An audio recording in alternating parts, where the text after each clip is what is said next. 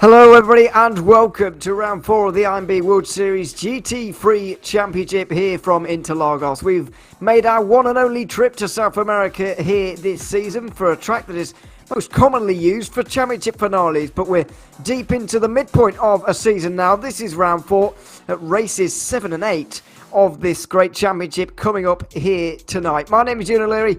I'm alongside Zach Sweeney for all the action this evening, and Zach, Interlagos is a great circuit, I've got to be honest. It's a very enjoyable one, but as I mentioned, normally we're used to seeing this at the end of a year and not deep in the middle of a season like we are right now.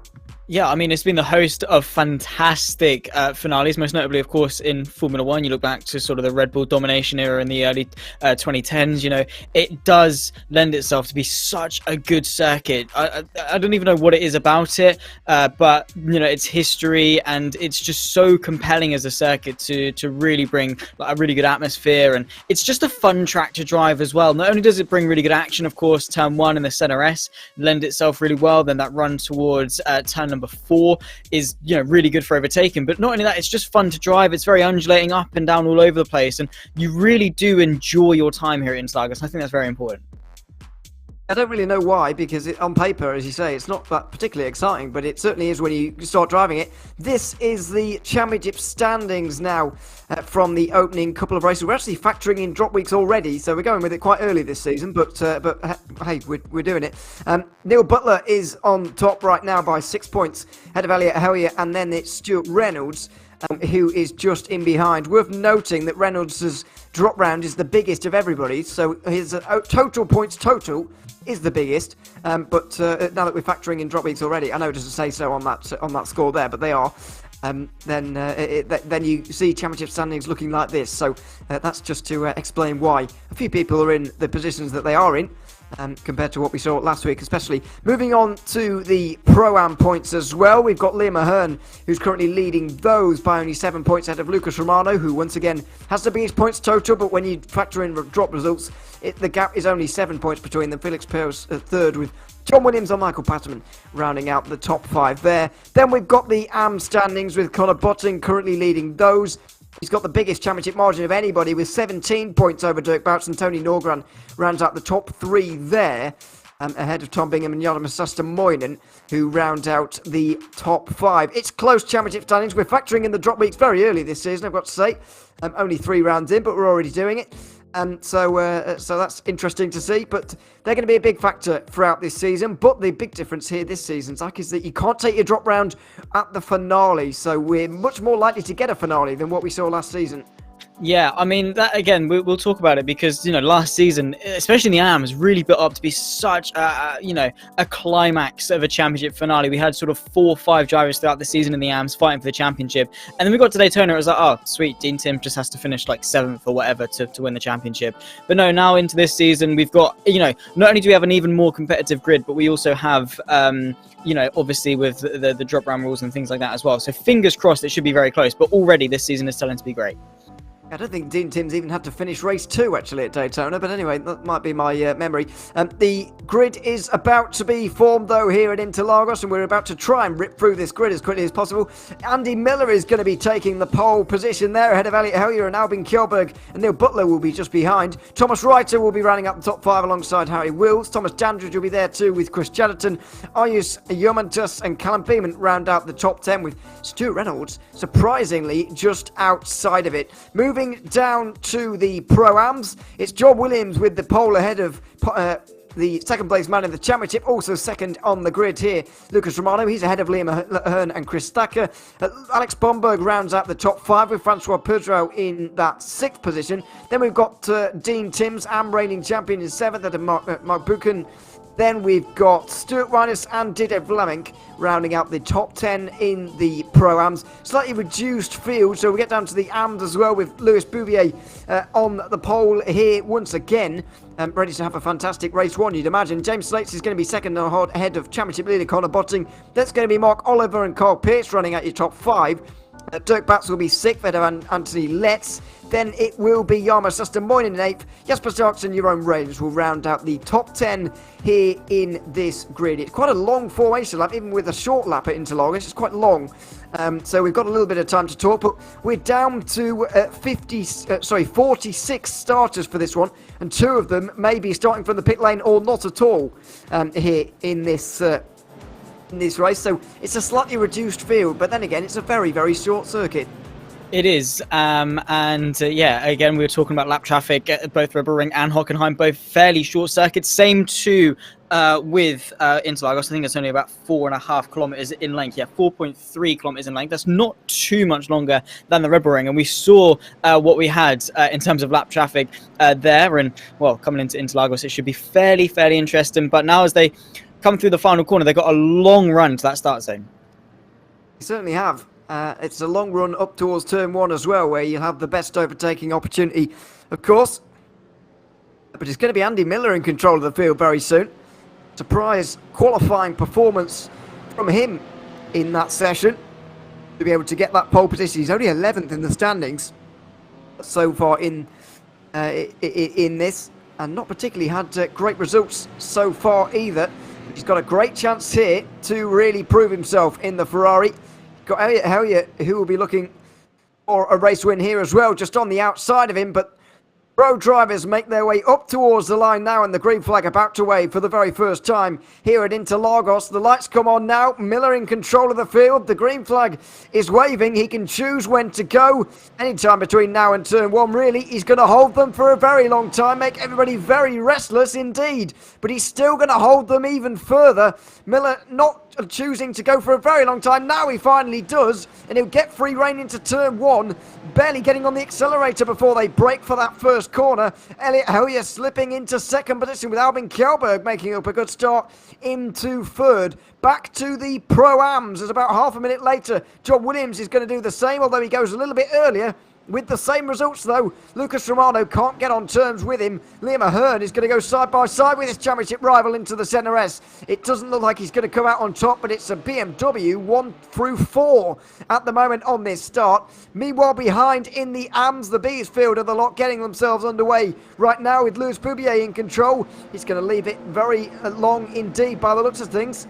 Very, very long. They're barely going to be at turn 1 by the time he goes. He does now, and he slips down the inside, not allowing James Slates to make a move, and so he will get on with the lead in the opening moments. But some very long holds there, but some very clean starts as well, thankfully.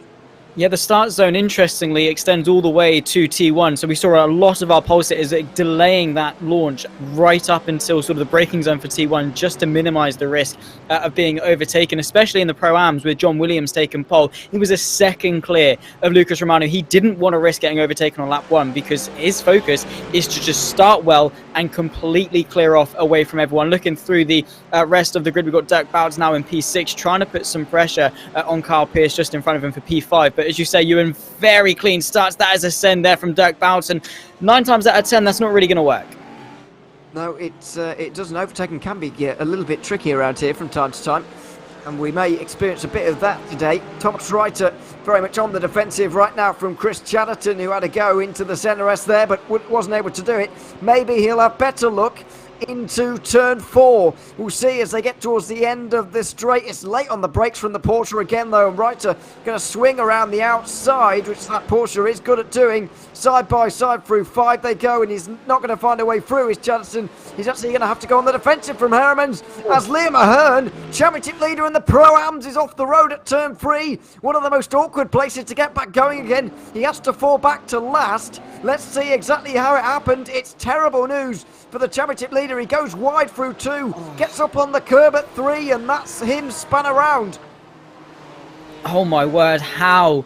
That is the smallest of mistakes. All he did was clip the curb slightly with his back wheels. And oh my god, here's Kenny Herman going round as well in towards what I believe to be turn 10. He's going to tumble down to P13 in the pro order. We're going to take a look as to how it happened. I think he's side by side here with Albin Kjellberg. He goes off to the right hand side, doesn't even know what he's doing.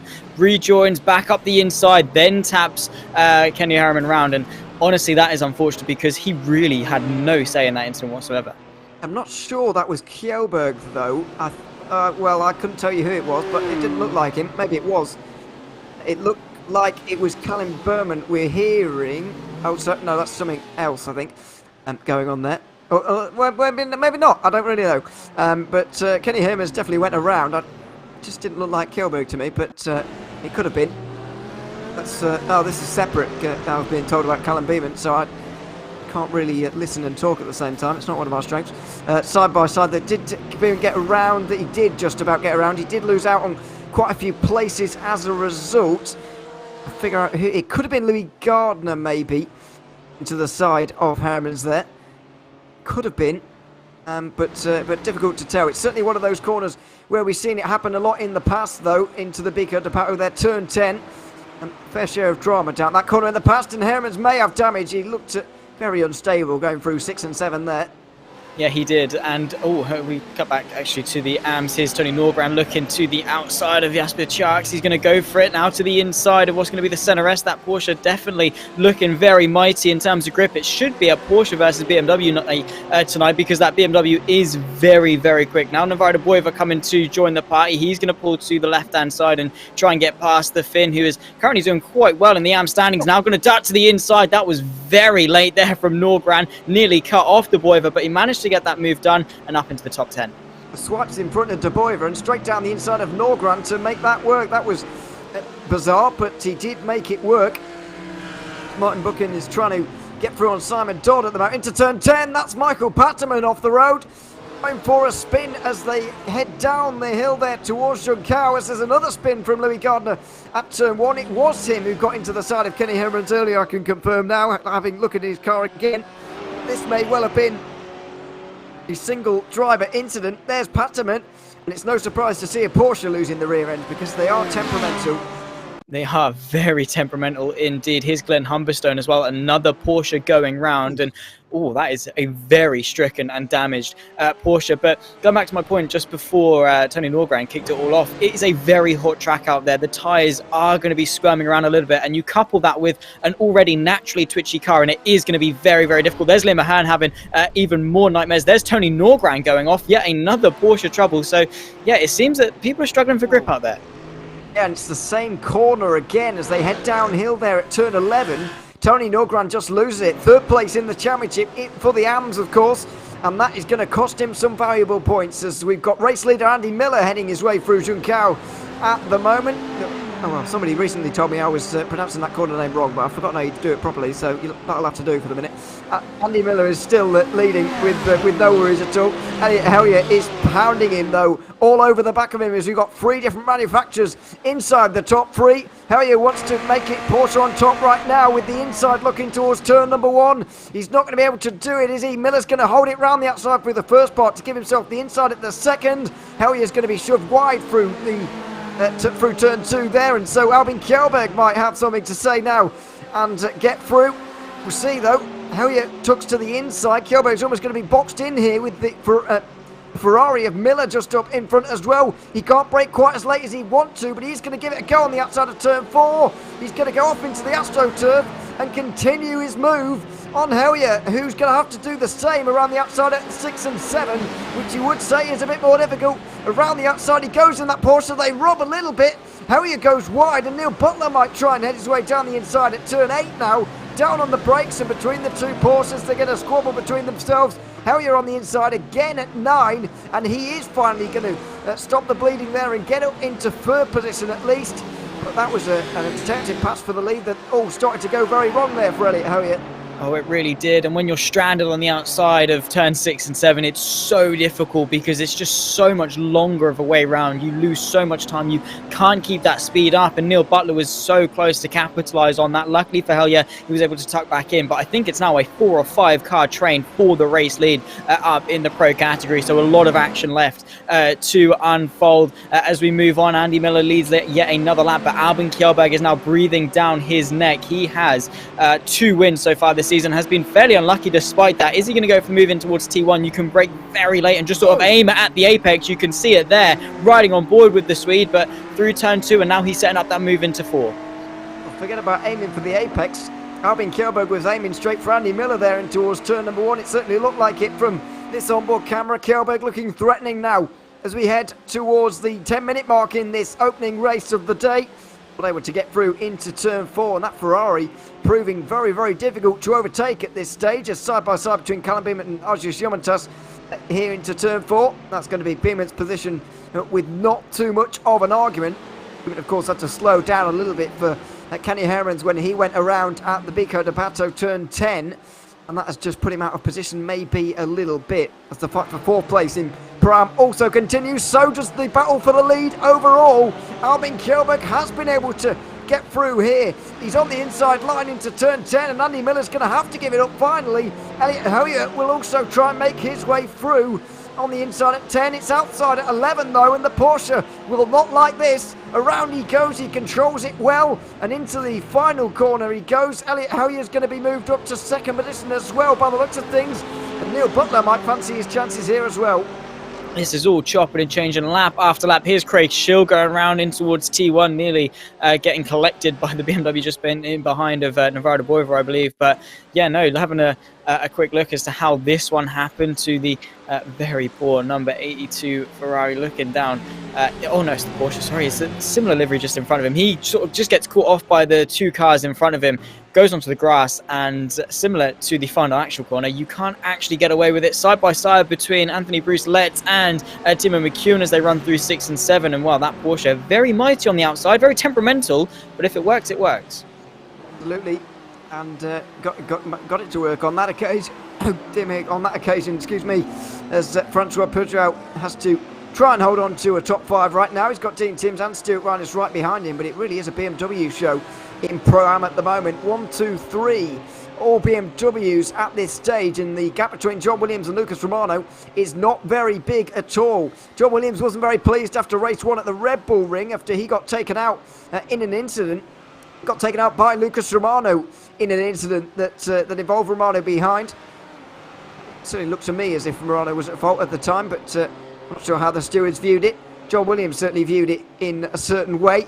And now these two are back together on a race circuit again, fighting things out 1 and 2. We're not even halfway in this race just yet, and you get the feeling there's another story to be told here. They've got nearly 2 seconds over the rest. It really is a game between these two. For sure is, and John Williams has shown some fantastic pace. You know, sort of a week ago when he looked at Interlagos, he was saying that he didn't really feel too comfortable with it, but he's put the hours in practice. I believe he said something about 100 laps a night to put into it. Here's now the move for the race lead, though. We cut our attention back to the pros. Elliot Hoyer looking to the outside of T1 and 2. Albin Kjellberg holds firm just for now. Of course, don't forget that Miller and Butler are hanging in the wings. Albin Kjellberg with not the best run through 2, and that's going to compromise him into 3. Can Hoyer get the run into 4? He's got a decent run. He's going to tuck in the slipstream as long as possible, hide behind the BMW and head to the outside line. Now let's remember what happened last time Kjellberg was on the outside. He didn't get much space into turn 4, had to go on the AstroTurf, and maybe Hoyer was thinking he would get the same treatment, and so he backed out of it, going in towards the Descida del Lago on that occasion. Up the hill again towards 6 and 7. He's not going to be able to do anything here. It's going to be a waiting game for now, but the more they play games like this, the more drivers are going to catch on behind. We've pretty much got a top 5 for the lead at the minute. We do. Harry Wills and Chris Chatterton not too far behind as well, only about 1.5 seconds for 6th and 7th onto the back of this top 5 fight. So a lot of people involved, and well, any one of them really could win it with just over half of the race left to go. We cut our attention again to a 4-way fight here. P4, Alex Bomberg, P4, Peugeot, P5, Dean Timms, P6, and now we've got Stuart Vines at the back of it in P7. A bit of a Constantino effect, 3 BMWs in this train, it must be said. So definitely telling that the BMW's got some good pace. And they're very popular in Pro-Am as well, the BMW. I don't know what it is, but very popular indeed. And there's one leading the overall race as well, although Elliot Hoyer is trying his very best to change that right now. Outside line into turn 1. He's not going to have any room to do it there. He tried it last time. He's going to tuck back in and go for the better exit this time, although he's messed it up ever so slightly. Got blocked there, and Andy Miller might try and spoil his party here. We'll see if he's got the run in the Ferraris. It's side by side between Yomantas and Beament again through the Senarets. Thomas Dandridge is going to close on as Albin Kjellberg tries to break the slipstream of Elliot Hoyer, who will hold on to 2nd place, but this group and these drivers are only getting closer. They are, and well, lap by lap as the tensions start to rise, as the laps trickle down towards the checker flag. This is Juho Hooten, oh no, please don't tell me he's had more bad luck. He couldn't get a break at the Red Bull Ring. He's coming into today. Oh, he's going to go round. Has he managed to catch it? No, he hasn't. Completely stops, and that has ruined any hope he had of trying to catch that car in front, which is a shame for the Finn, because he's got some good pace when he strings it all together. He does, but can't seem to string a whole race together at the moment. Speaking about at the Red Bull Ring, and as he was talking to us about, actually. But one of these days he'll get one, as Dean Timms is just recovering from an incident there. And not sure where he's got to or how he's managed that, because he was in the top 5 not so long ago. He's dropped back down to 8th now. John Williams still comfortably leading this race with just under 11 minutes to go now. Lucas Romano not quite as close as he was earlier, not quite challenging as strongly. That might not matter. Elliot Hellier certainly is, though, from second place. He's got great straight line speed, but just nowhere to use it into turn 1. He's on the outside line, but again, he's going to fall up short to Albin Kjellberg, who gets a nice run through 2. He'll get away once again. I don't think Andy Miller is going to want to try and really upset anything into turn 4, but we'll see if he does. Luis Boubier is still leading from James Slates in the AM category. It's looking pretty similar to what we've seen at some time in the past. It's a battle for the lead in all 3 classes at the moment, which is great to see, but none of them really look like changing. It is proving to be pretty difficult to overtake. It has been, but I mean, it's still lending itself to some sort of trains and packs. That is a dive there from Reiter, I think it was, on Neil Butler. That was very close going into turn 8, but yeah, very easily could have ended in disaster. But again, that's the Constantina effect. If you brake a little bit later than those in front of you, chances are you are going to very convincingly close the gap onto the back of them. But yeah, it is showing to be a bit of a struggle to overtake, whether that's a testament to the leader's ability to defend or the track's lack of overtaking opportunity. But yeah, Kjellberg has made a number of mistakes that have really tarnished his momentum, and still Elliot Hellier has had no answer to it. Been able to get through now. This battle for 4th place also continues in the Pro-Am category right now. Is a dive from Dirk Bounce on Carl Pearce into turn 4, and he goes straight on through. The Audi shoved to the outside, and Jerome Reigns might try and go through as well. A very similar looking Audi, not going to be able to. So the two of them remain single file. That was a change for 5th position back in the AM category. No, not even a challenge into turn 1 there from Albin Kjellberg, by the way, or to Albin Kjellberg, I should say. We didn't really see Elliot Hellier get anywhere near Kjellberg going towards turn 1 on that occasion. He's close out of turn 4, though, my goodness. Now he's going to have a look. To the right-hand side, there's only grass there. It's going to have to be left-hand side and outside line for Ferradura. There's going to be no way through there. He's very close to the back of the BMW. You can just see him adjusting the wheel as the Porsche tries to break free. Won't be able to get up the inside into turn 8 either. He's going to have to continue to apply the pressure. Time's running out for him.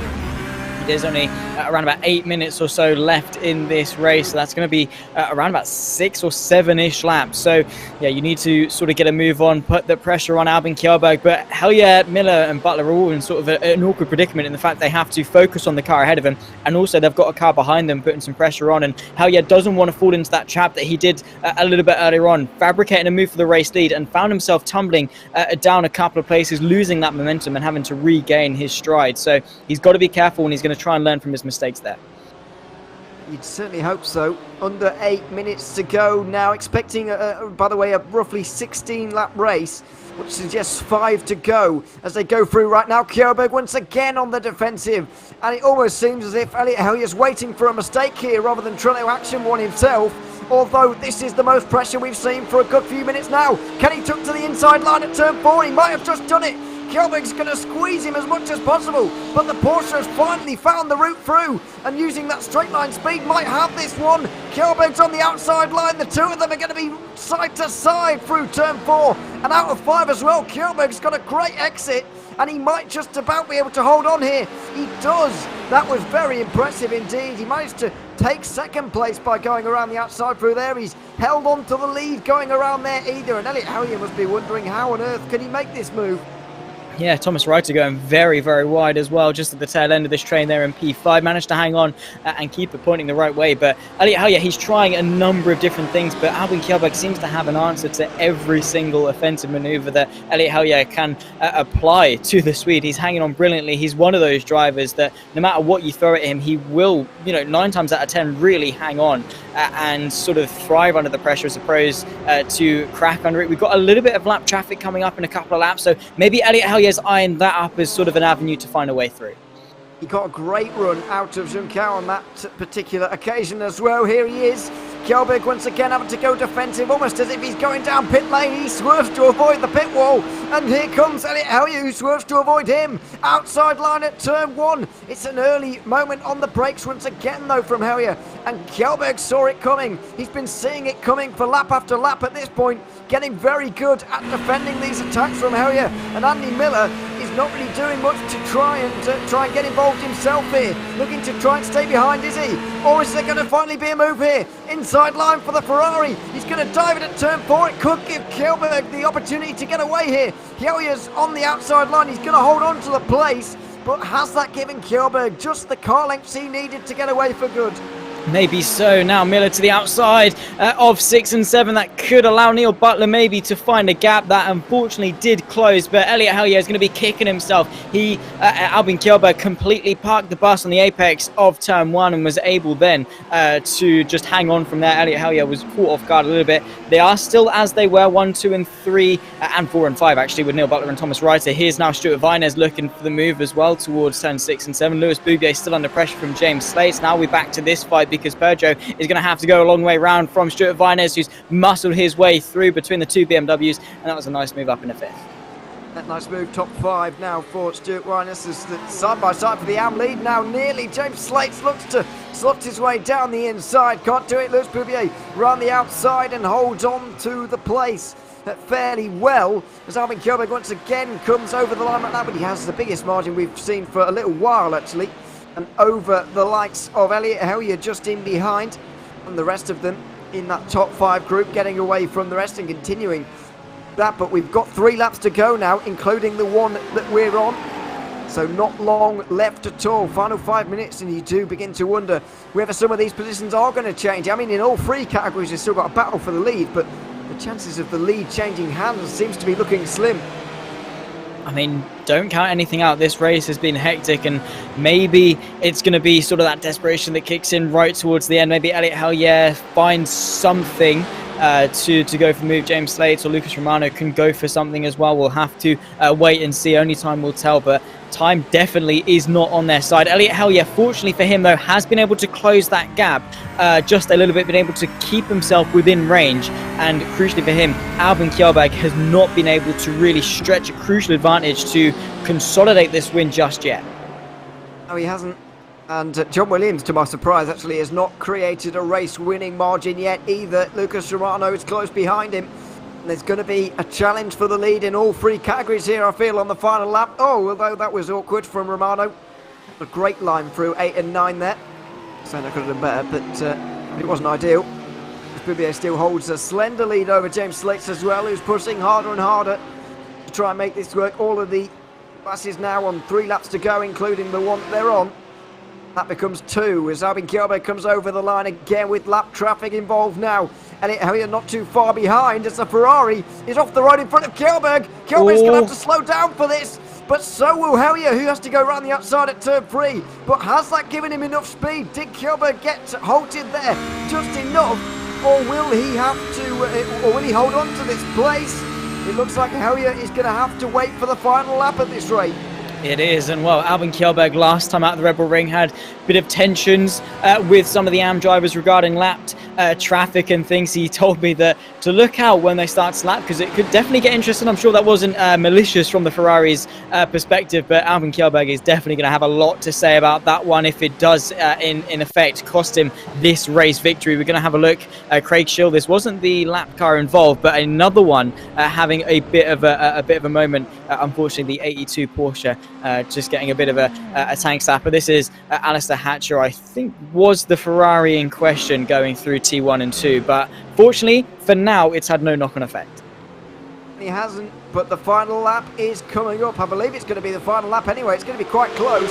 Let's see, side by side for the lead in AM. 3 wide indeed. One of the cars is a lap car here, but James Slates goes through the middle and tries to get the lead here from Lewis Boubier, who's around the outside at turn 4 again. This time he's more heavily challenged by James Slates, who's on the inside at 5, but will have the outside at 6 again, and it's such a long way around the outside for Ferradura. He's going to give it a go, as side by side for the lead overall as well. They go on to the final lap. Kjellberg has the inside line. He is going to hold on, but Hellier's the closest he's been for a while. It's wide from Kjellberg at 2, but it's also wide at 3 from Hellier, and so he's going to try and use that speed to get through into 4. We'll see as he tucks underneath the BMW to go to the outside into the Interlagos for the final time. Kjellberg's going to squeeze him as much as possible. Hellier's around the outside. He's out on the grass on the AstroTurf. He's still there though, and he might have the inside line for Ferradura here if he can just hang on, and that might give him the opportunity to take the lead. Around the outside for Kjellberg. Oh, there's big contact between them. Kjellberg goes wide, and Andy Miller might have a chance here. He slots through as well. Kjellberg's not going to be pleased about that. Side by side for second place now between these leaders. It looks like Hellier might just have enough in the back now to go on and take this one, but Albin Kjellberg is not going to be pleased as it's side by side for the lead in Pro-Am as well. Lucas Romano with the over and under at 6 and 7. These two have already made contact in the last week. They wouldn't like to do it again, and John Williams is going to hold on just for now, but it could well be a race to the line between those two. James Slates was able to hold on to that lead that he took from Lewis Boubier there, but it's a very small one.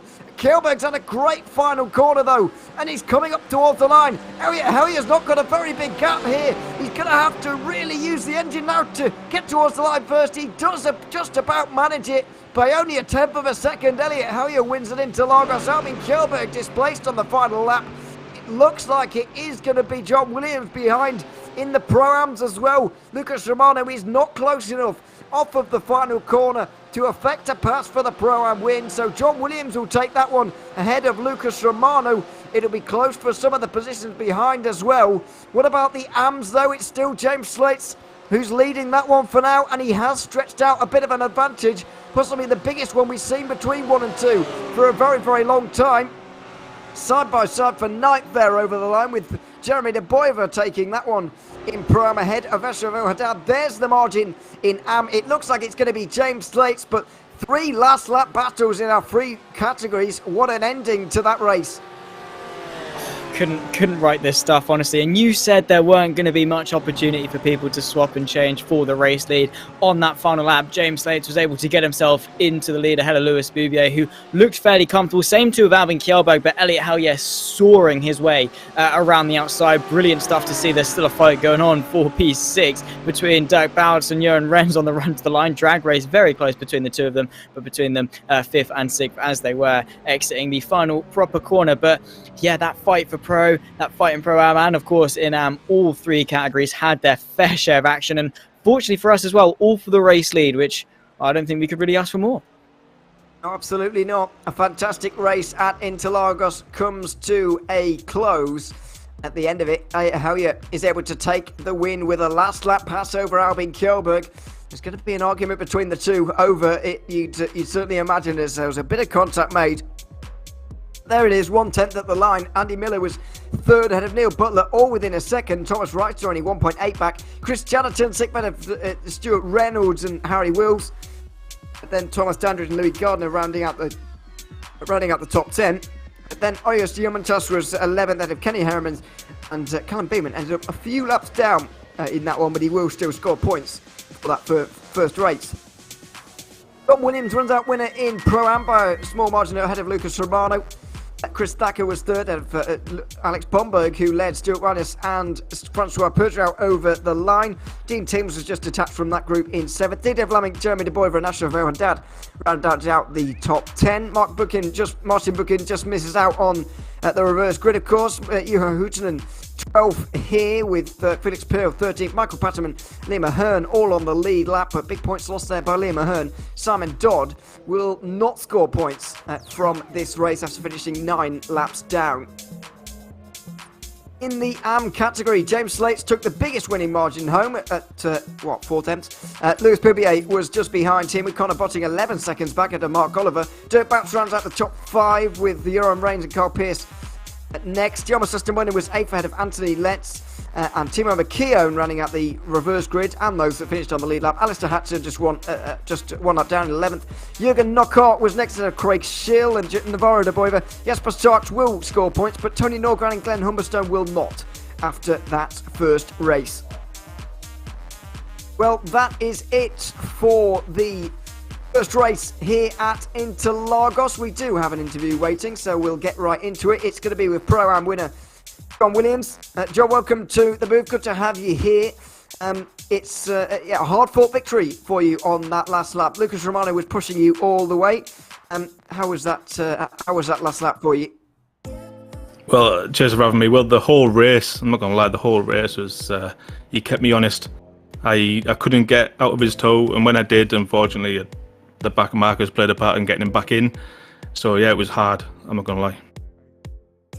It was a hard race for a lot, I think, but that battle was certainly one of the interesting ones. It does mean, though, that you'll be starting down in 10th place for this reverse grid race. Slightly smaller field here than what we've seen by a couple of cars, than what we saw in the opening 3 rounds. But how do you think the reverse grid race is going to go regardless?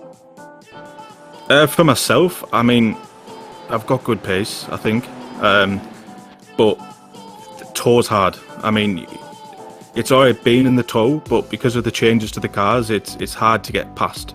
You've either got to time it correctly, or you got to get it, like, you know, they've got to do a mistake basically. So the reverse grid, it's going to be hard for me to get back up there on a personal level, but you know, I'll try my best.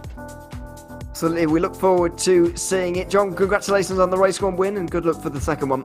Cheers. Can I just give a shout out? Of course.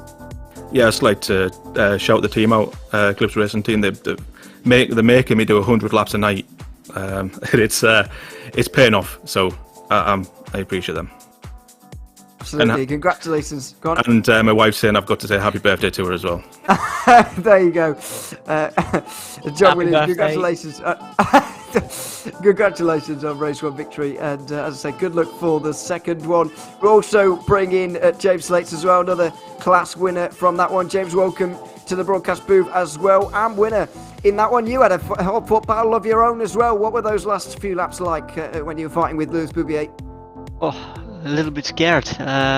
When I want to take over the position, I'm not so happy with them we crash, but I need points for the moment for the classifying.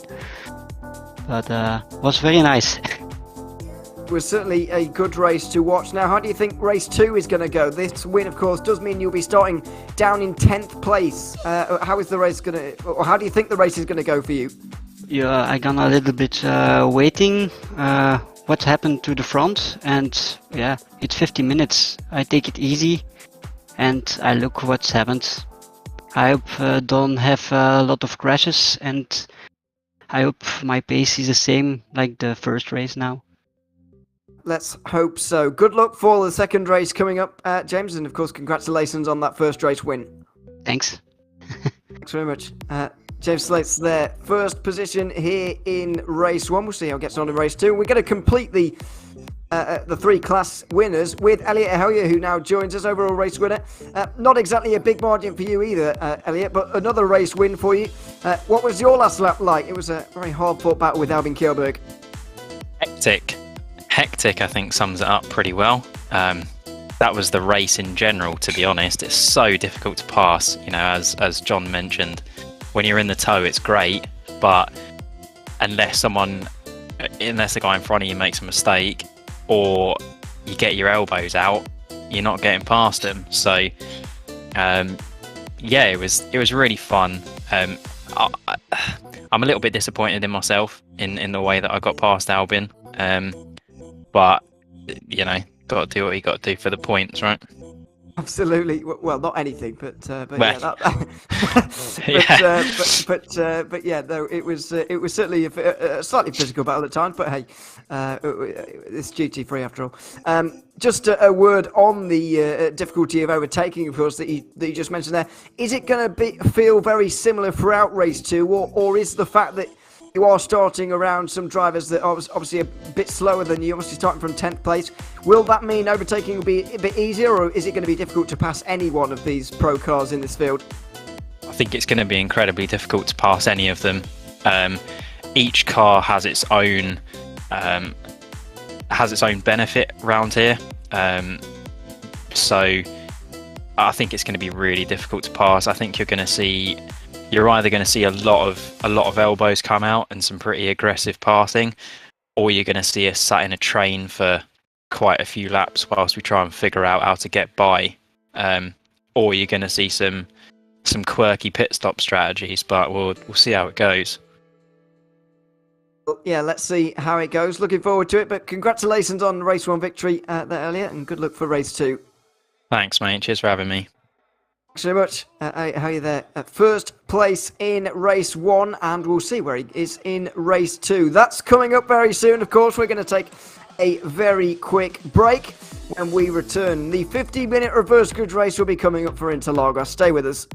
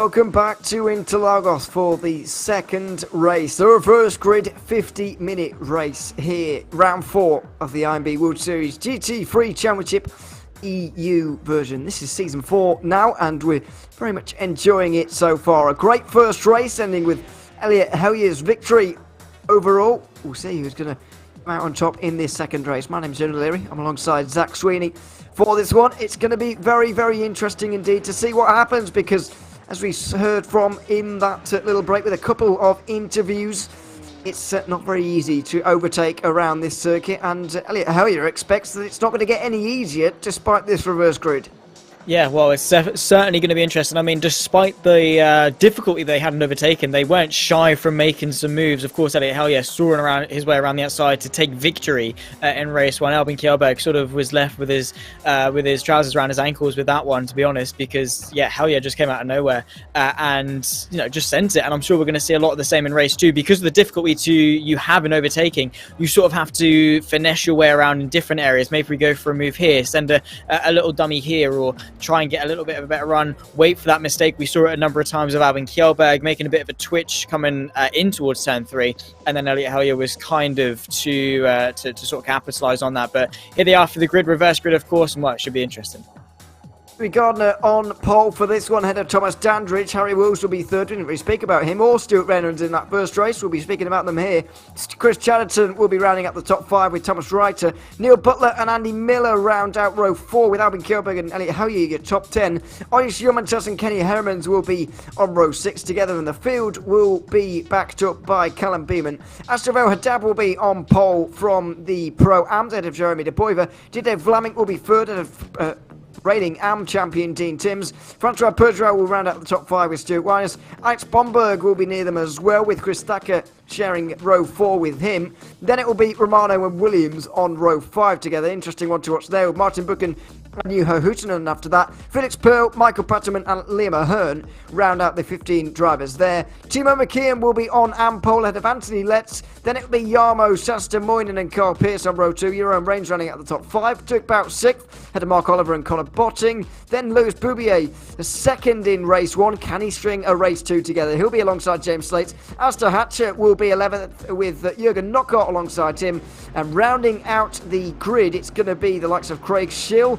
Navarro de Boyver's going to be there, as well as Jasper Sharks, Tony Norgran and Glenn Humberstone, rounding out the most numerous of the 3 classes.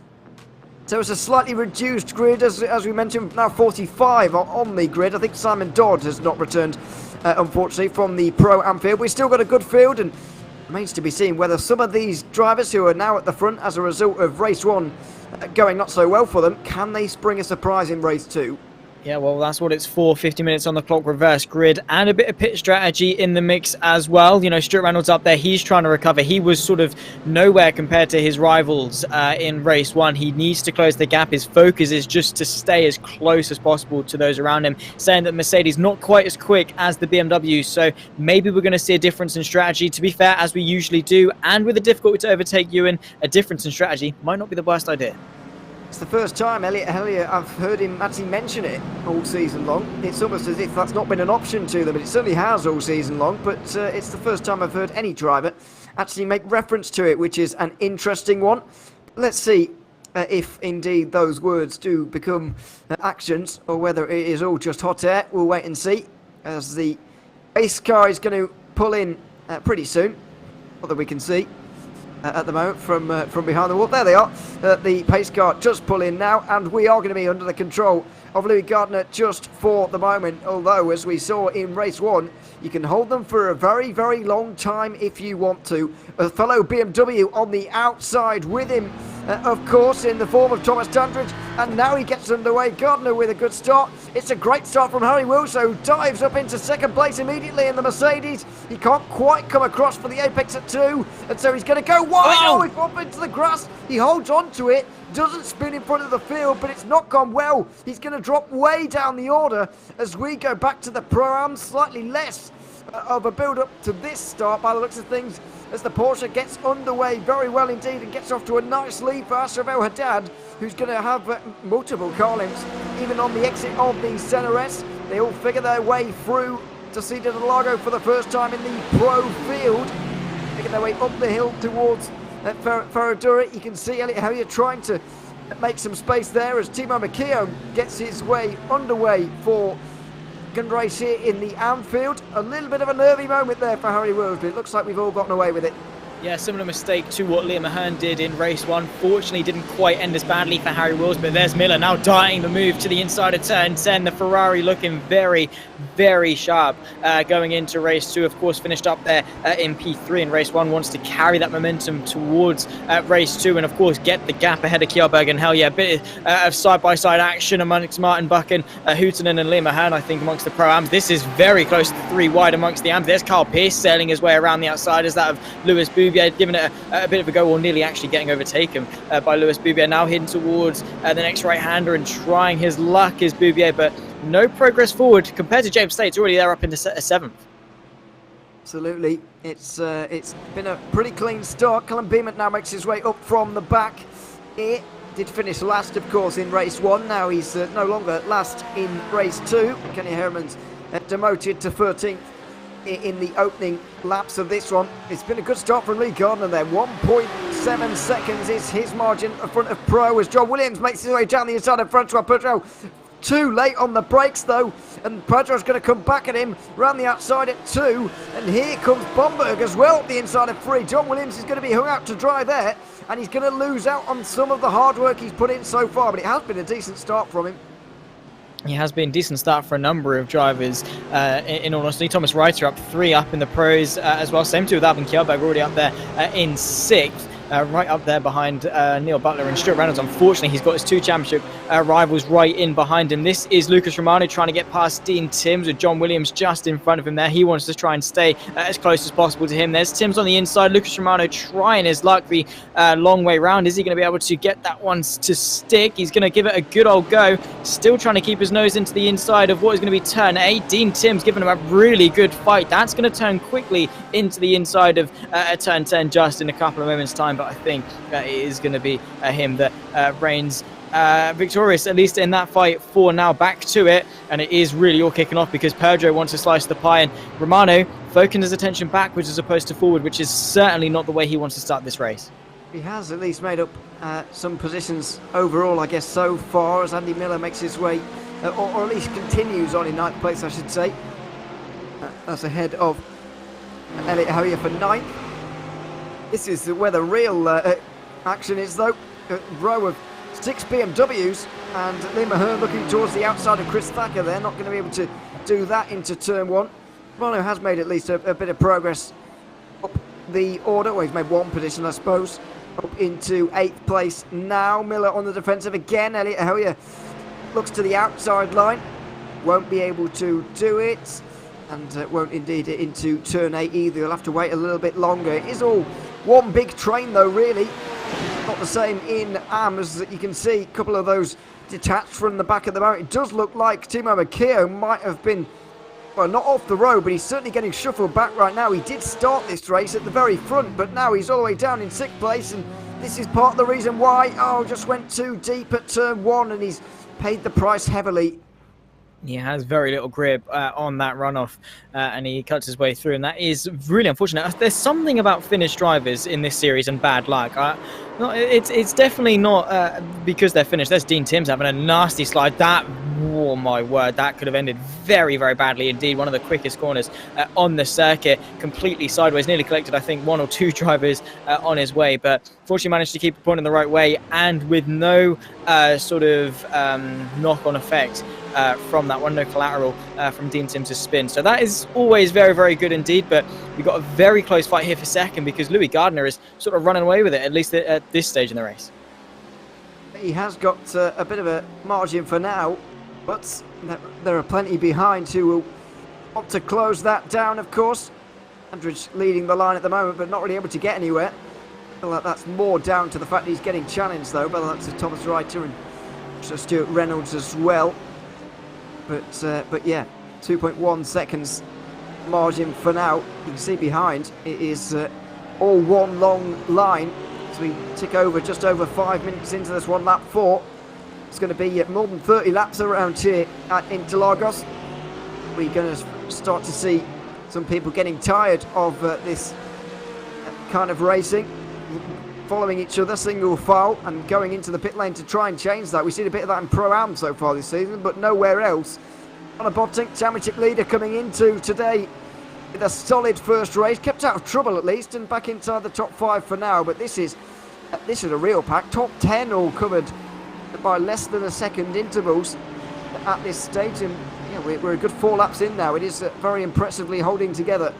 It is, and usually at this point you'd see a bit of field spread, but everyone keeping very nicely, nice and close indeed. I mean, this track, with the difficulty to overtake, it is naturally going to lend itself to a bit of pack racing. We saw a 5-car fight for the race lead amongst the pros in race 1, but nothing quite to this extent amongst the AMs. So Connor Bottink, our championship leader, caught exactly right in the middle of all of it. He's trying to sort of anchor in, maybe score as many points as he can. He's sort of come into the best part of this season with a, well, we'll just see how it goes sort of attitude, not really taking much care for the long run, but now he's sort of got something to lose. He's leading the championship, and now he's sort of trying to calm it down a little bit, get that mentality and sort of get out that complacent mindset, because it can very quickly go wrong. So maybe we're going to see a slightly less aggressive Bottink, who's just going to maybe just carve his way through this field a little bit more cautiously than we've seen before.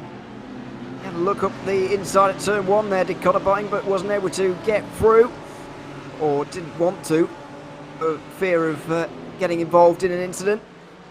And so that position will stay the same, as it's getting a bit more grouped up in the mid-pack here. The likes of Neil Butler and Albin Kjellberg starting to eye their way forward. Anyhow, he hasn't been able to make any progress so far, as Lewis Bouvier is still going in race 2. We're approaching 10 minutes. Let's not get too excited, but he does need to start stringing these races together, and this will be a good start. It would be. I mean, he needs to get his foot in the door first. You know, touch wood. I don't want to lead him into any false sense of security that he's going to make it through this race, because, well, it's Lewis Bouvier in race 2. Don't count anything out. But a side-by-side action. That's Thomas Reiter with Stuart Reynolds through T1. Stuart Reynolds going to go for the old up and under. But still Stuart Reynolds under pressure up the hill towards turn number 6. Is Reiter going to send the move to the outside? The Porsche definitely capable, looking to go for the switchback, but nothing quite there. And, well, Stuart Reynolds really had to force his way through. Certainly did, as Jeremy De Boyver off the road there, not quite as far off the road as Stu Reynolds was there. Oh dear, this is weird.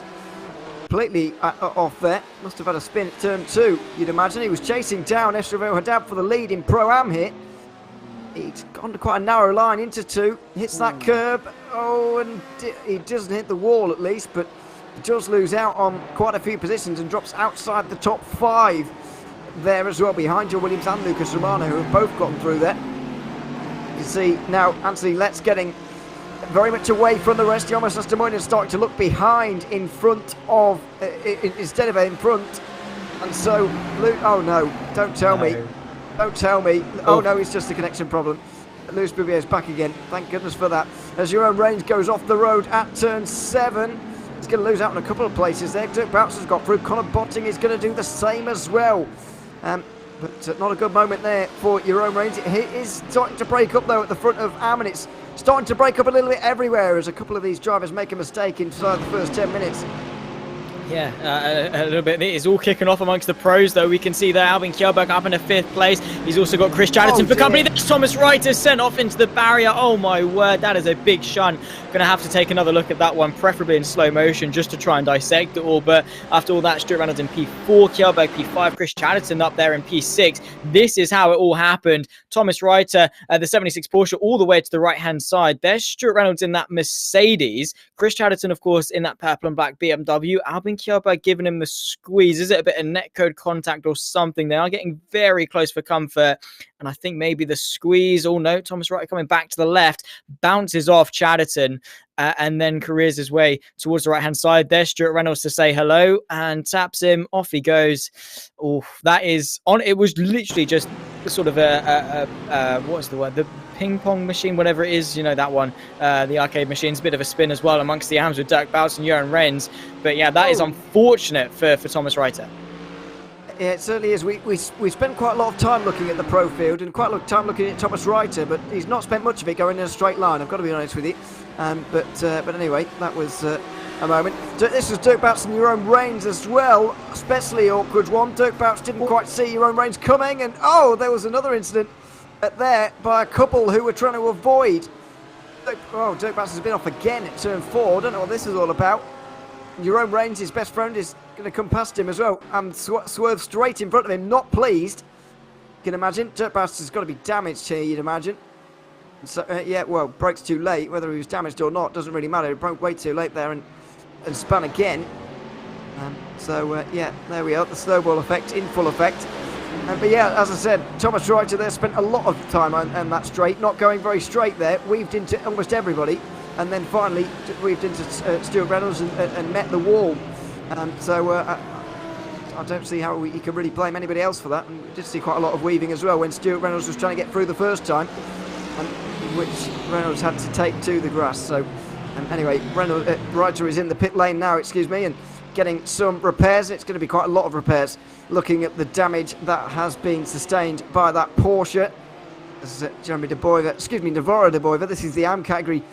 This goes a little bit wide, and Tony Norgran making some nice progress in the opening moments of this race. Might be about to make some more as he's down the inside for 8th position right now. This could be a pretty slam dunk manoeuvre.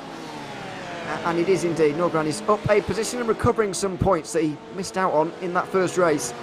Yeah, Tony Norgran is a very quick driver when everything goes according to plan, but specifically today well, actually at the Rebel Ring as well. He took his drop round last time out at the Rebel Ring, and today he's not having too much of a better day by any means. And that is a shame because, yeah, at the moment, P3 in the championship coming in today, but yeah, just unfortunately not been able to string it. But he's trying to limit the damage as much as possible. This is Didier Vlaming.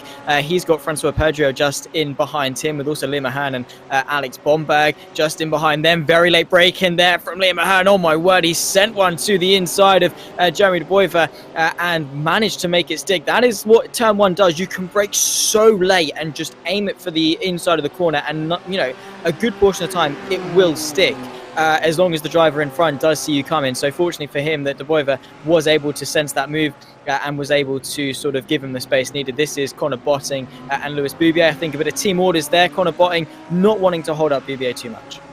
Yeah, I'm not going to say anything, but Boubier is into third place, and it is race 2. It's going well at the moment. Connor Botting just losing out there, possibly seeing the bigger picture as well, as we do now have some of the leading drivers up towards the front now. Neil Butler is in third ahead of Albin Kjellberg. Then we've got Stuart Reynolds as well. Doesn't seem to quite work, or didn't have the pace in race 1 anyway, but he's found something now for race 2, whatever that might be.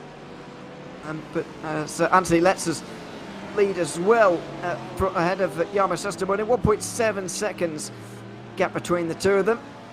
There may be some more changes to come in the AM category. There's more than half an hour to go, of course. Of course, we heard what James Slates had to say about this race. It's taking things calmly in the first moments and then getting through the order a little bit later on, and that is exactly what he's doing. As Andy Miller's down the inside of Chris Chatterton into turn 4. He's gotten that done now, has he? Chatterton still on the inside at 6, but I don't think he's far enough alongside. Well, it's going to be close. Still around the outside. Does have that done now. It's going to slow down Chatterton. It might allow Harry Wills to get involved. It won't quite. But Andy Miller does look like he's got through there, although he was making quite hard work of that, really. That's Didier Vlaming down at the inside of Francois Pedro's wide, and Liam Ahern's going to go through now. Flashing his lights there, but I didn't see quite a lot wrong with that. No, neither did I. There was a little bit of contact, but obviously not too much major. Of course, maybe just going to have to take a look at it or whatever. But Liam Ahern is on a mission after his spin in race 1, trying to recover now in race 2 and up into P5 in the Pro-Am category. He really is trying to make a statement, limit the damage in terms of points and consolidate his place in the championship. This is Chris Chatterton under a bit of pressure from Harry Wills, who is himself trying to recover from a spin a little bit earlier on. Albin Kjellberg as well to the inside of Neil Butler, trying to go to the outside is the Porsche. There goes Stuart Reynolds to the inside, Harry Wills, sorry, to the inside of Chris Chatterton. Fairly easy affair up into 7th place and still on the back of Miller. But with all this fighting, that pack is really broken away a little bit. So there's the contact, and there was a flash of the lights here, but I didn't see a lot wrong with it really. There was certainly some anger going on there. Tim Ahern obviously all too happy to benefit from that. As we see, Harry Wills has now indeed followed Andy Miller through, and he's into 7th place. But Stuart Reynolds now trying to make some moves of his own. Neil Butler has fallen back by a position there to Albin Kjellberg, who's now into 3rd. We see in Pro-Am, it's still pretty close. There is Peugeot, who's been able to get up to speed again in 6th place, and he's holding on to that place with Alex Bomberg, not really challenging him too much. Just spent a lot of time together in race 1, did the two of them, and they'll be quite eager not to do it again, you'd imagine. But we'll see what happens. This is all over the battle for 4th place. It has allowed the 3 leaders to get away though, although the leaders do include Lucas Romano, who remarkably started down in 9th place, and he's still made the front 3. He's doing a fantastic job, is Lucas Romano. He's completely flown. And also John Williams, he did a really good start. This is 3 wide at the moment in towards T1. Oh my word, Johan Reigns, I think, trying to sell his Audi the long way round. That very easily could have ended in tears, but they've just about managed to hang about. There's Dirk Bouts in P13. Jasper Sjarks, I think, just in behind in 15th. But wow, 3 wide into T1. You don't often see that too much. Now Reigns is going to be under a little bit of pressure from Sjarks towards turn number 4. The BMW pulls to the left-hand side. He's a little bit late on the brakes, an inch of a bumper ahead. Luckily for him, that BMW's front end is fairly large. This is Chris Chatterton losing yet another place from Elliot Hellier, who finally gets himself into the party up into 8th place. His progress has been really slow. Well, yeah, some slower than others here so far. Oh, that's a dive from Francois Peugeot, and Vlaminck had to turn out of turn 1 there just to make sure that it didn't result in catastrophe. But Peugeot's going to have the double overtake into turn 1, and here comes Alex Bomberg as well on the outside line. Leo Hearn on the inside now of Vlaminck, and he's going to try and follow Peugeot through into turn 4. The Audi pushing Vlaminck along on the outside line, although there's not really enough grip on the outside line there. He's pushed off into the AstroTurf, into the grass. He's going to hold on to the place though by the looks of things. Bomberg watching from behind, looking to try and find his way through on Mahern. Towards the sharp end of the Pro-Ams, and unfortunately for him, some of that progress has been hindered just a little bit. Still, no deprivation of action amongst some of the pros, because very, very close between Albin Kjellberg, Neil Butler, Stuart Reynolds, and then we've got Miller, Wills, Hellier, Chatterton, Yamantas, and Harriman all locked in a fight for P6. Oh, I say box, but they are fairly close to each other, so I guess you could use that terminology. But Elliot Hellier, yeah, he's not really been able to make some of that places. There's Alex Bomberg going for the move around the outside of T2, and Didier Vlaminck has really been caught out by that. He has, and he's getting passed by everybody now. Jeremy De Boyver makes his way through, as well as James Slates is on the march up the inside of Jarmo Sestemoinen, and he's done it now into turn number 1. That was a nice move. So James Slates is into the top 3 and trying to give chase to Luis Boubier, who was fighting for race 1 victory with, of course, and succeeding in doing so. In the Pro-Am field, though, it is Bomberg now who's got up to 5th place, and Vlaminck is down to 8th with Patterman and also Dean Timms there as well, to possibly swallow him up very soon as well. Once it starts to rain, it's going to pour for one of these guys in this group by the looks of things, as the clouds are just coming over, ironically, but there we are. De Boyver himself finding himself under a little bit of pressure to turn 10 there as well, as is Chris Chatterton into turn 1. So yes, Yamantas and Kenny Herman's just in behind of those two. It's the 3 for 3rd place just up the road that are very interesting indeed. Kjellberg and Neil Butler and Stuart Reynolds, somewhat surprisingly not really able to catch the 2 in front, who you would have said would be catchable by these 3, but they're not managing it at the moment. Yeah, it is a little bit strange, but again, Interlagos has thrown a fair few sort of curveballs at us. First couple of people into the pit lane, Michael Patterman and Dean Timms coming in. Fairly-ish early. I mean, I say that relative to this season, it's not the earliest we've seen, but certainly a couple of the AMs triggering the pit stop window. Whether it be something that works out or not, we'll see. But maybe for some of those that are sort of caught in a bit of traffic, getting some clear air might not be the worst idea. Oh, and it's interesting to note that Patterman and Timms were both in traffic before that. Have they gotten far enough in front of the AMs to get out in front of them? No, they have not. Chris Thacker, though, has already been in, though, for a similar length pit stop, and he's already way ahead of them. John Williams is way ahead of them, having made an early stop as well. We missed that. But John Williams has already been in, and he's already 11th. He's miles ahead of the others. Maybe he's played an absolute blinder here, John Williams, and gotten himself out the traffic early. As long as he's got enough fuel to go to the end here, he's going to be laughing. As Harry Wills is also in. This seems to be the first race we've seen pretty much almost in the history of this championship. That's not quite accurate, but first race for one of the few races where pit stops may well just be the winning ones here in this race, because we're seeing so much traffic and so much difficulty in overtaking. Yeah, for sure. It's going to be vital to get some clear air, but also you don't want to succumb to any traffic. If you come out amongst a pack of Pro-Ams or Ams or whatever it is, you do not want to get caught up having to overtake them. So it's going to be a compromise. It's going to be sort of how long do you leave it to try and open up that gap and find a clear slot of air to sort of just funnel your way into. But we're going to have to see. Only time will tell. Here's the fight for P1 between Stuart Viners and Ashraf El Haddad. Here comes Viners to the left-hand side, now on the run towards T4. Lucas Romano also hanging in the shadows, waiting the BMW. Then Viners to the inside. Has he been able to get that move done? Ashraf El Haddad nearly off the circuit, has to relinquish the race lead, and now Lucas Romano has been dragged into this fight. 3 for the lead.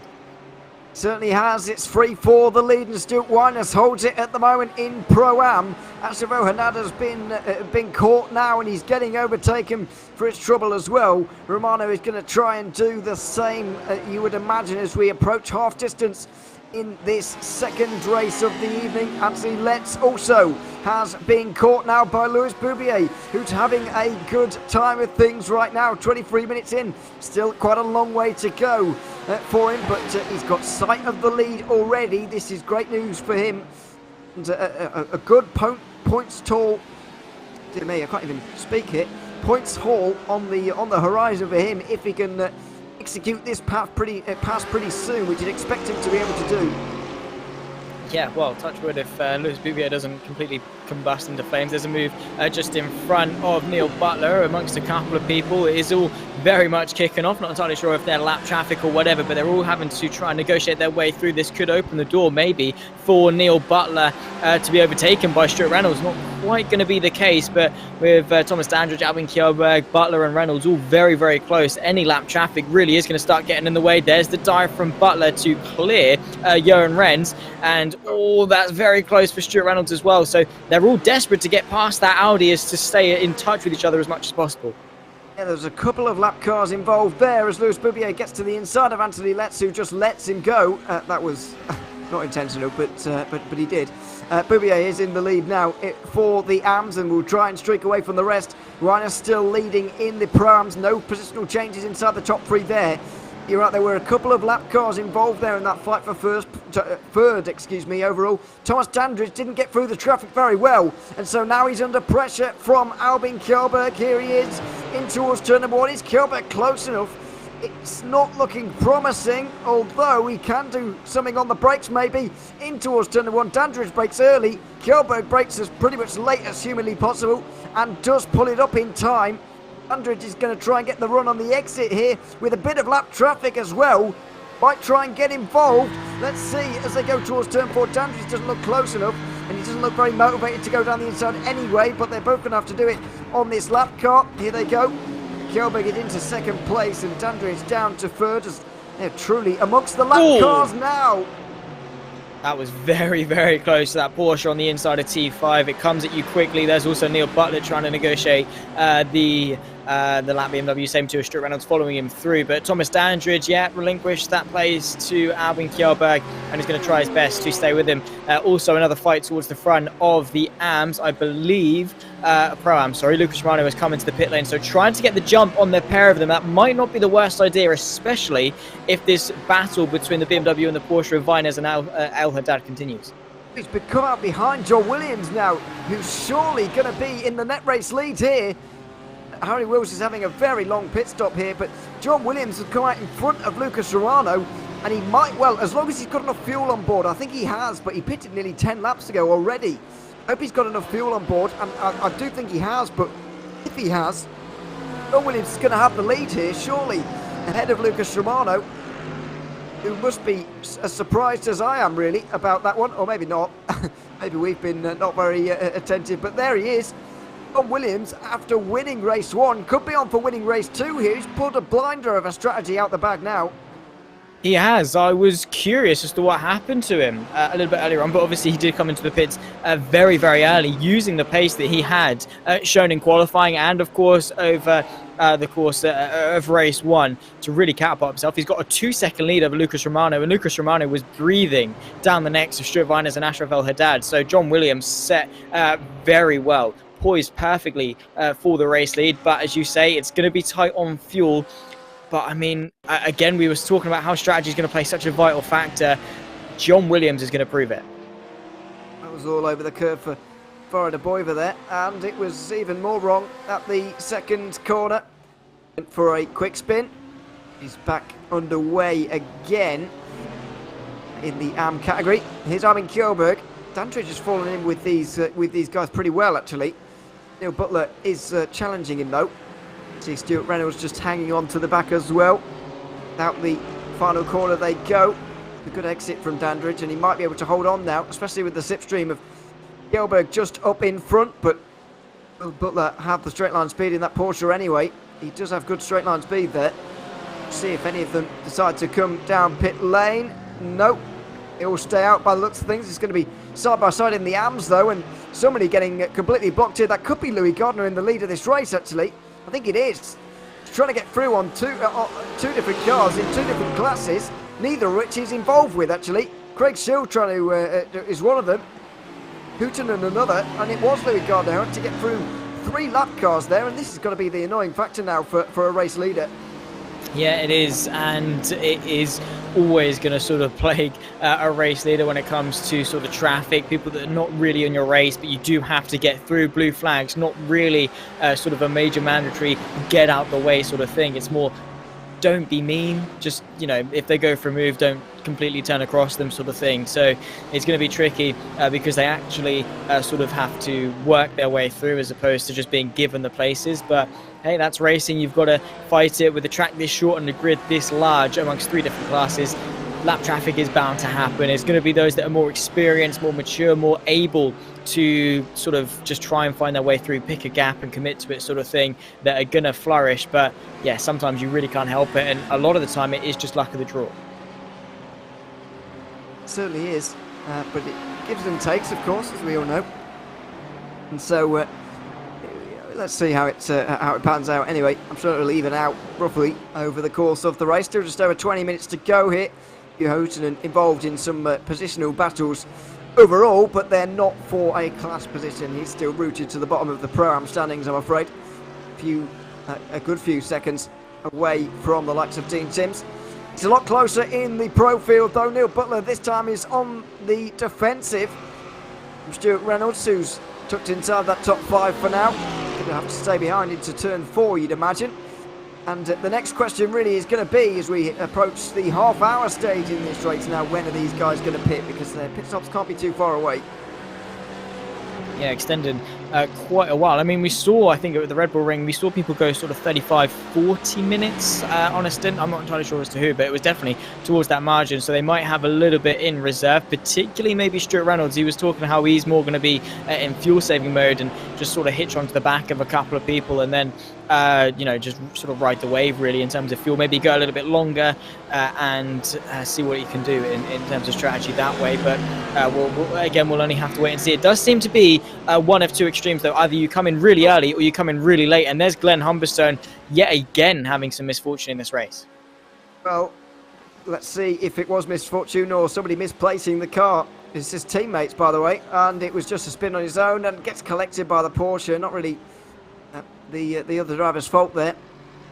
But, Humberstone went straight into the side of him and then into the wall as well, and there's probably damage on that Porsche now.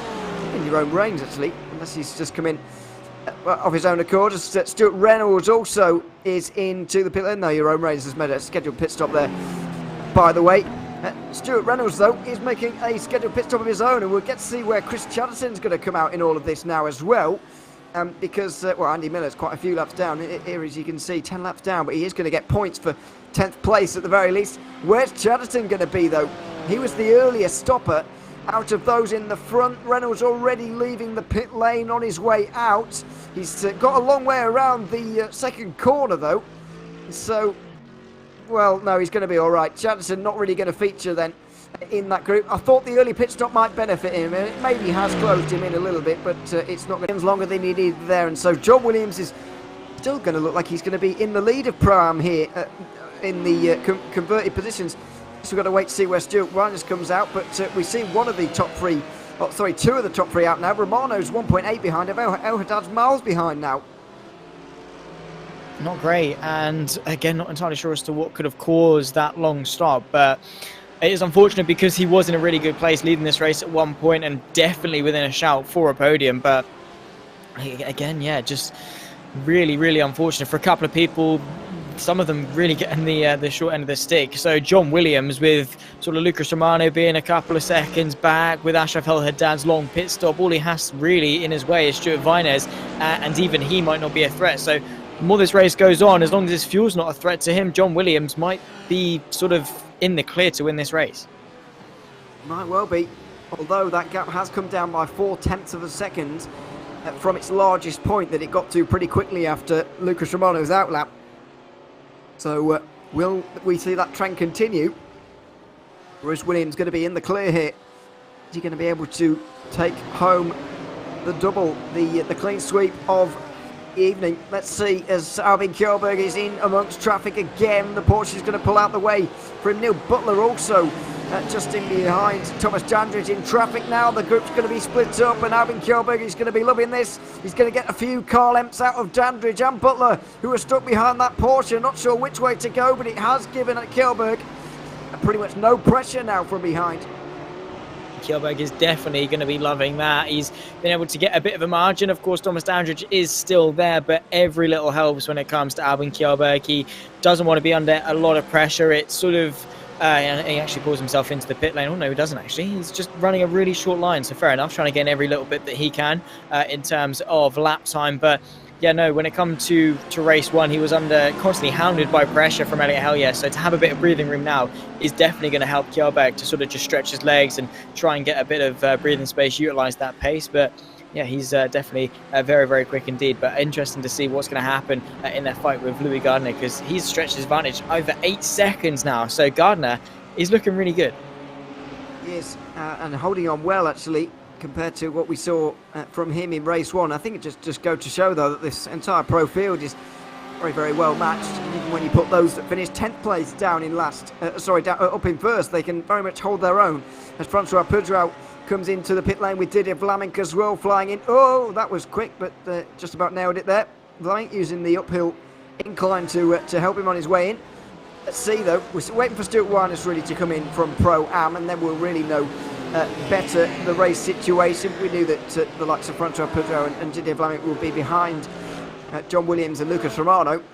Stuart Reines is another question. He's going to get that answer very soon, you'd imagine. We're still waiting for 5 drivers make their way down pit lane for their only stop in the Pro-Am field. Still waiting for 5 of the main players in Pro also to come in, and then we're going to have a better reading as to what these final 15 minutes will bring. It does seem, though, that the gaps between 1 and 2 in all 3 classes are a lot bigger than what we saw in race 1, and that's not exactly unexpected. Yeah, no, it's been a very, very different to race 1. We were spoiled to sort of 3-4 fights for the racing. This is Didier Vlaminck now exiting his pit box in Pro-Ams. He's not had the best of races in the world, exiting now down in P15, but again, it's not over until it's over. Here's Stuart Reines leading the way. Is he finally going to come into the pit lane on this lap? No, he's not. They always trick you with that one, but still stretching very long with only now 14 minutes left of this race to go. He's not got long left to come into the pit lane, but what is going to help him, he's going to have a really short stop when he does. You'd hope so, but we haven't always seen that this season. Whether people just don't change their fuel load no matter how they run into the race or what, I'm not entirely sure, but yeah, for some reason it doesn't always work that way. Louis Bouvier will continue on with his 5.5 second lead at the moment. Not much to worry about for him. Fastest lap overall, by the way, on the last lap from Neil Butler. We're going very quickly now as we're in more late afternoon conditions now. It's well gone 4:30 in Sim now. So we are starting to get that cooling effect, and we're getting some really fast lap times. Neil Butler with the overall fastest lap on that previous one with a 1:30.6. He's right up the back of Thomas Dandridge as a result as they come towards the line. When are we going to see pit stops from these drivers, though, is the question really. Oh, now! Wow, that was close. Neil Butler very nearly didn't make it at all, but he is in the pit lane. He's going to try and jump Dandridge, maybe even Kjellberg as well with this earlier stop. It's got to be a quick stop and a quick outlap as well if he wants any chance of doing that. But again, first of sort of the Kjellberg Dandridge sort of lot to actually bite the bullet and come in. Stuart Reynolds also, I believe, has come into the pit lane. He's now leaving Neil Butler, so a very short stop. Now he's got to nail it on his outlap to really sort of have any chance of jumping them. He has to get back into the swing of things and really just has to make this the lap of his life. Oh, Butler, Stuart Reynolds looks like he's fallen away a little bit in this pit stop cycle. Despite an earlier stop, it was 1 second longer than Neil Butler's, and there you can see him. There's a bit of a gap, and there's certain daylight. As Elliot Hellier has got through, and Thomas Dandridge, who's certainly made a mistake on this lap. He must have done, because Elliot Hellier wasn't exactly up the back of him. And there you see, is it involving lap traffic? You'd hope not, of course. Let's see, though, in towards turn 8. Oh, no, it's not involving lap traffic. Dandridge goes for a spin of his own. I don't think it matters what Neil Butler does on this outlap now. He's going to get through. Yeah, for sure. That is just a complete bottle job, I have to say, from Thomas Dandridge. Lost it completely on his own. The back end just swung round. Louis Gardner also into the pit lane from the lead of the pros as well. So, yeah, he's had a pretty comfortable affair, actually. His pace has been really, really good. Elliot Hellier also into the pit lane. So Alvin Kjellberg takes the race lead for now. But it is going to be very, very interesting in that race against time between him, Hellier, and Butler. See how long the stop is for Louis Gardner. As long as it's not ridiculously long, he'll be okay, and it's absolutely fine on the 10-second mark for him. Elliot Hellier ticks through now as well. It's shortest pit stop of the day so far from anyone there in the pro field from Elliot Hellier. We'll see where that gets him. It could be quite close with Stuart Reynolds. We'll see, though, as the race leader in Pro-Am also comes in. But this is Stuart Reynolds. You'd imagine, though, that John Williams and Lucas Romano are both going to be in front of him. Bomberg's in, Liam Mahern's in. This could well be the limit in terms of fuel. It looks like it is. Yeah, pretty much everyone now who's stayed out long is coming into the pit lane. Now this is what John Williams is going to have to say to all of it, because Stuart is now leaving the pit lane, so it could actually be very, very close. But Williams already ahead down in towards T1. Same to Lucas Romano. They both coming quite early. And are they going to emerge in P1 and P2? There's Stuart is now leaving the pit lane and is going to get sort of a slow launch. Even though he's got the tighter run through T3, you're not able to carry just as much speed. Williams having to negotiate a bit of lap traffic, though, threads the needle through the middle. And with him emerging in the race lead, 1.5 seconds back to Romano, it's his race to lose. Romano's got a couple of bits of lap traffic there as well to negotiate. John Williams may well be off up the road and scoring the maximum 100 points from this race. Let's see. Romano's going to get through on one of the Porsches with no real difficulty. And it is going to be a real chase to the line, but it's looking in favour of John Williams right now, as Albin Kjellberg and Thomas Dandridge come in and make the final two pit stops that we're going to see. But from anybody, actually. Gardner's going to retake the lead, of course. Well, maybe we're still waiting for Lewis Bouvier to come in. Actually, we are still waiting for a couple of those drivers further down to come in, like Lewis Bouvier, for example. But where have they come out? Kjellberg's second place. That's all expected for him by the looks of things. Butler is going to be a little bit further away. Where's Dandridge going to be in relation to those guys? So he might just tag on the back of Stuart Reynolds there if he's lucky. But he's not been lucky, I'm afraid. It might well be finished outside the top 6 for him, and he'll be wondering what could have been without that spin. Yeah, it's unfortunate for sure. Here's Juventus on the back of Chris Chatterton, the fight for 7th as well. So turn our attention towards the midfield. Here comes our AM race leader of Lewis Bouvier, who is still in this race, ladies and gentlemen. Surprise, surprise. Is he going to negotiate the pit box well enough? He's taken a very sharp entrance in, but he looks to be okay, just fuel. So, yeah, Botting also following him, his teammate. So, also Yarmos Astamon and his Norgran also coming in. But Bouvier now leaving the pit lane, so should be okay. At least you'd think so anyway. Where's James Slate is the question. He was second. It's the same 1-2 in the reverse order. James Slate's is miles behind. How has this happened? Not entirely sure, but Lewis Bouvier is, unless I'm misremembering the situation, of course, but Bouvier's got a huge lead here. Absolutely massive. James Slate's had a 22-second pit stop, that's why. He's lost 12 seconds in the pit stops, and that's going to cost him some points. It might even cost him a podium place. But Lewis Bouvier is looking good. We're not going to say too much. He is looking good so far. Top 3 looking pretty secure in Prime. A lot of these positions are in Prime, really. Pro is where the action is once again, though, as Humatus makes his way down the inside of Chris Chatterton into turn 1. Chatterton still at the inside for 2. They're going to have a side-by-side battle. Careful on that curb. Humatus looks like he's controlled it well, and he'll get up into 7th place, but Chatterton's going to try and come back at him again at the Interlagos. There's lap traffic involved now, and through the middle goes Chatterton, inside line. Oh my word, that's a squeeze. Humatus around the outside is going to manage this, but the two of them going to continue their battle into the middle sector.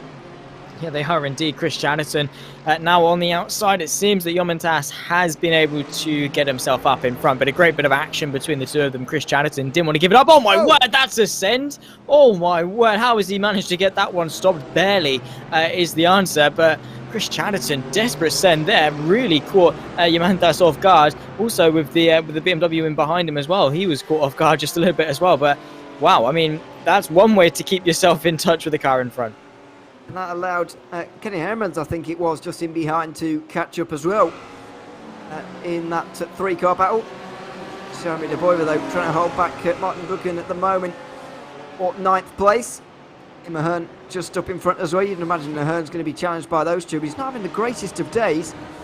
Also had that spin in the first race, which really held him back in that one. But yeah, other than that, not quite been a typical performance from him, as Neil Butler trying to hold on for a podium. Right now it's going to be between himself and Elliot Hellier, who's taken a very slow approach to the opening part of this race, did Hellier, but he's certainly firing now, and he's going to look for the double podium on the day.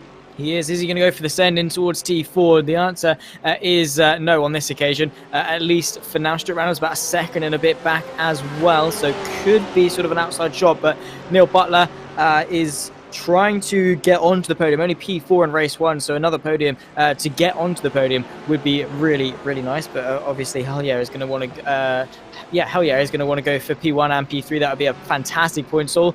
Here's Chris Chatterton and Kenny Herman in towards T6 and 7 as well. But Chatterton once again on the defensive, and well, has lost a fair bit of time up to Humantas as well. Not sure how that's happened, really. 6 seconds is it? Oh, that's not quite right, is it? But it's a lot of margin. It's not quite 6 seconds, but there is a second or two there already, and the pass was only executed a moment ago, so that's a slightly strange one, but it has happened, I'm afraid, for him, and that battle was going to peter out, although he's going to be looking behind him again, as you just saw. Kenny Herman's right behind him, is of Chatterton, I should say. This is the closest battle in Pro-Am. Now, what happened there to Chris Thacker is the question. I thought he was inside the top 5 earlier, but now it's El Haddad there, with Alex Bomberg just in behind in a fight for 4th place, and there's only 1.1 between the top 2 in Prime. It looks like we might get yet another 10th finish there. We might well do. Only 5 minutes left on the clock, but once again, it's John Williams and Lucas Romano. They've been duking it out here at Interlagos today. It's been brilliant to see. Also, between Neil Butler, Elliot Hellier, Stuart Reynolds within a second as well. That's very wide from Butler. Could invite the door open for Elliot Hellier to have a look to the left-hand side over the outside for T6. He's got bad memories from here, but he's going to saw his way around the outside in that Porsche. Has he been able to keep the momentum up? Butler on the inside now, going to be to the inside of the next right-hander as well. Elliot Hellier still keeping him honest. If he can keep that nose in for T8, he's going to have a good look to the inside. Neil Butler caught off guard there. The better drive from Hellier, the number 19 Porsche, gives him the outside for T10. Stuart Reynolds closing the gap as well. 2 Porsches side by side for the podium. And the top 2 in the championship going to battle as well, with Stuart Reynolds in 3rd, watching on from behind. A great battle between Butler and Hellier, though. Real good racing and respectful racing between the two as well. They've run out of Juncker once again, and this is going to be an almighty fight going in towards the centres as well.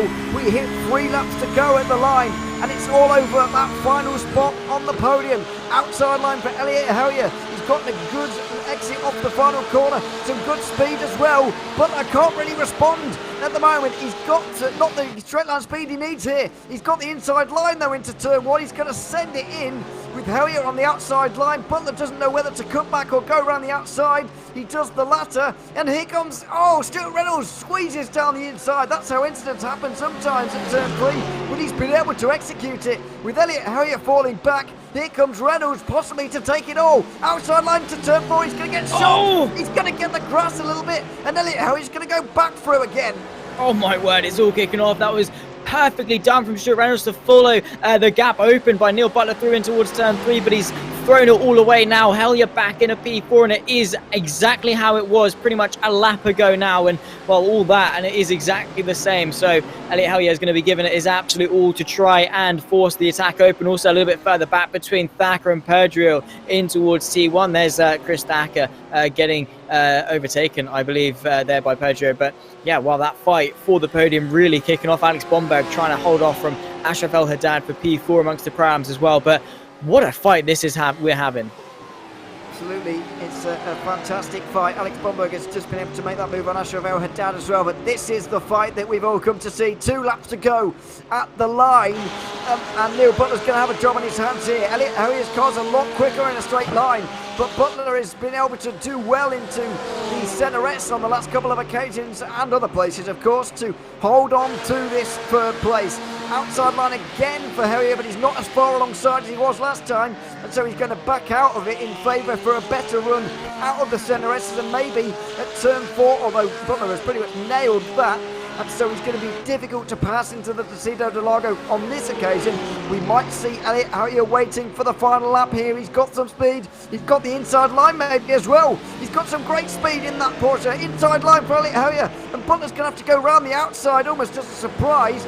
He has held on there, and it would give him the inside for Ferradura as well, so he's held on well, but they've got to be concerned about Elliot Hellier's straight line speed, and Stuart Reynolds is going to try and make it not an option for him. Side to side contact, pushed out wide slightly, and the 3 of them stay in the same positions. Oh, just about, though. I don't know how they're retaining the same places because of all this fighting. Also, still between Pedro Thacker and now Liam O'Hearn is on the scene for this fight for 6th place. But I just want to focus all my attention on that fight for P3. Same too between Alex Bomberg and Ashraf El Haddad for 4th place. Has El Haddad got the run in towards T4? No, he hasn't. But in the closing stages of this race, here's Thacker now bombing his way to the outside of T4. Has he been able to get the drive off? He's given a nice wide berth actually from Francois Perdrio, and now they're going to run side by side up the hill towards T6. Side line for Thacker, and he's going to be able to make that work, and Hearn's going to try and pick up what he can, although nothing is what he can pick up from that, I'm afraid. Oh, and he's going to stunt straight into the back of Perdrio. He's going to not take a position out of that, you would hope, and he brakes early to make sure that that does not happen. The leaders are through the centre-S for the final time, by the way. Louis Gardner's actually into his middle sector.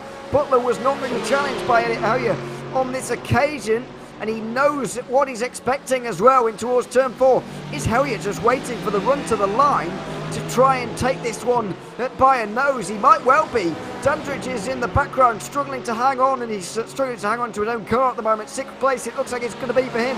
What does Stuart Reynolds have to say about all this as well? Because, well, Hellier might be waiting, Reynolds might be taking the initiative here and going for a move on Hellier. He's going to wait for now.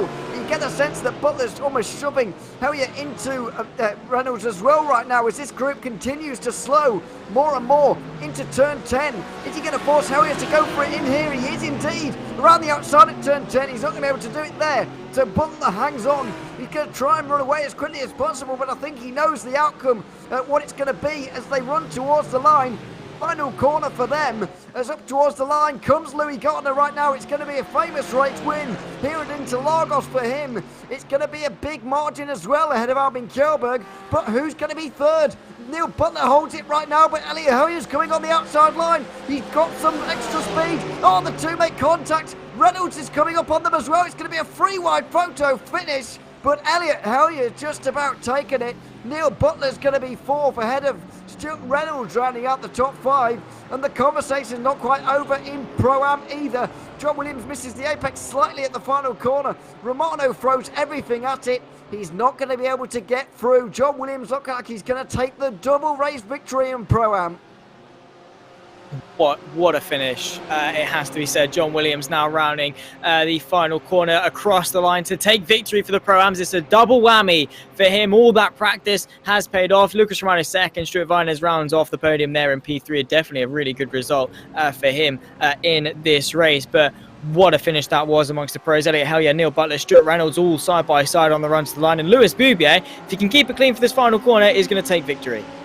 Well, this has been a long time coming. A very, very strong driver, Lewis Boubier, with no luck in race 2.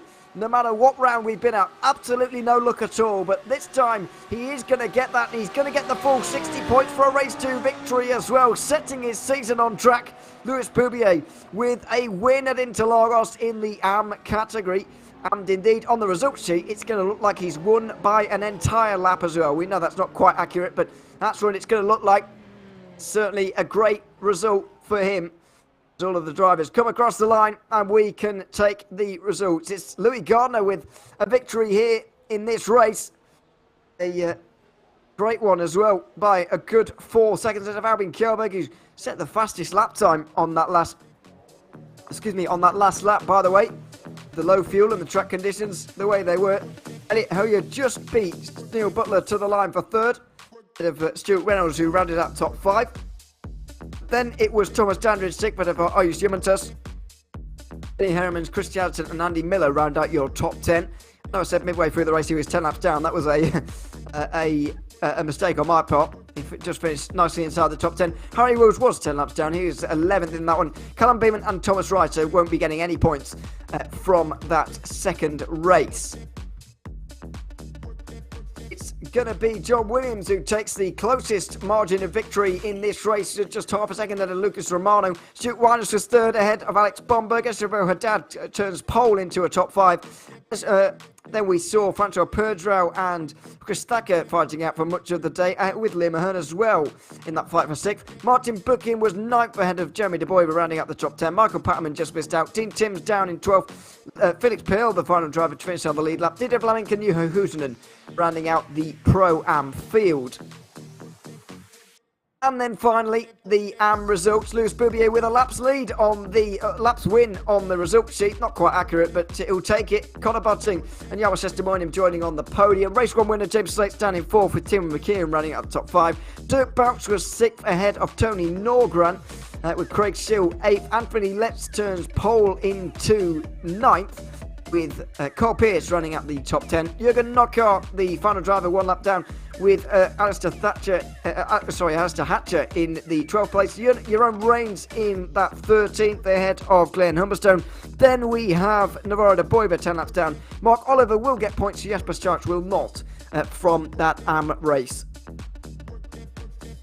So that's it with regards to the racing here at Interlagos. Let's jump into some interviews before we leave you tonight. Starting with John Williams, who's taken the clean sweep here at Pro-Am. Very much coming down to your pit call, pit strategy there, John. Just look us through your idea to do that. Was it an idea that you had from the very start of the race, or was it one that you thought of once you saw the race develop in front of you?